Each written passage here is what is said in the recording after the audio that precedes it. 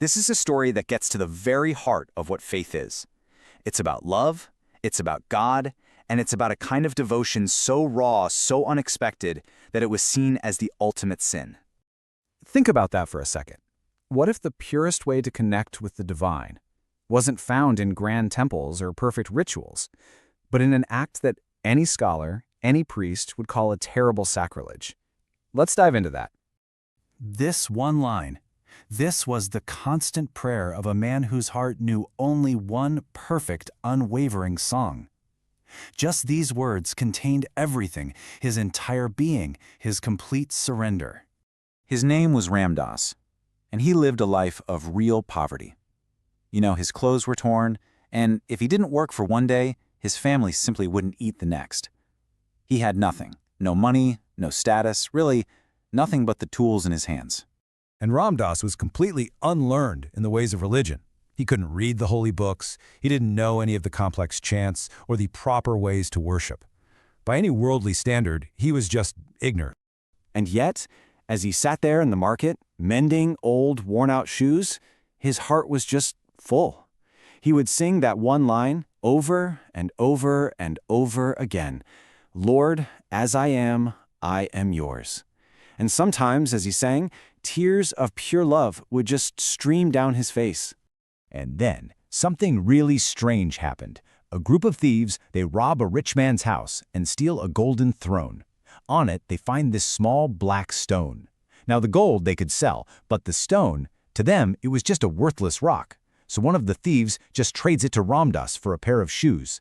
And Ram Dass, in his simplicity, he thought, wow, this is perfect for sharpening my tools. And this is where the story truly turns. Can you imagine? He would place this sacred object between his feet to hold it steady, and as he sharpened his blades, his tears of devotion, his prayer, they just continued to fall right on it. He was using God himself to practice his humble craft. Now, what Ram Dass had no way of knowing was that this was no ordinary stone. It was a shalagram, a sacred form that devotees consider to be a direct, living manifestation of God. It's an object for the highest reverence, not, a sharpening stone for a cobbler. So one day, a very learned Brahmin, a scholar, comes to get his shoes fixed. His eyes fall on the stone, and he is just horrified. He cries out, "This is God himself? What are you doing? Are you completely mad?" The shock, the outrage, it was immense. When the Brahmin offered to buy the sacred stone, Ram Dass, in his beautiful, childlike innocence, he just refused the money. He said, "I didn't pay for it, so how could I possibly take money from you? If it is so important, please, just take it." He had no attachment to it, just a pure heart. The Brahmin, he rushed the shalagram home, just overjoyed. He did everything right, everything by the book, bathing it in milk, covering it with flowers, chanting the most powerful, sacred hymns. He was absolutely sure that God would be so pleased with this proper, scholarly worship. But God, he wasn't pleased. The elaborate rituals felt so empty. The perfect chants felt hollow. He missed the simple, tearful call of the poor cobbler. He missed the feeling of love that was in every scrape of the tool, every tear that fell upon him. Meanwhile, a devastating truth was dawning on Ram Dass. He finally realized that he had been using his own beloved Lord as a common tool. An agonizing love and a deep guilt just washed over him.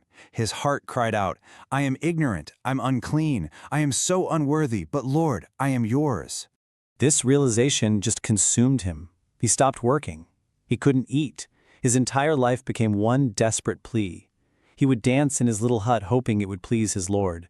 He would weep for hours just begging for one single glimpse.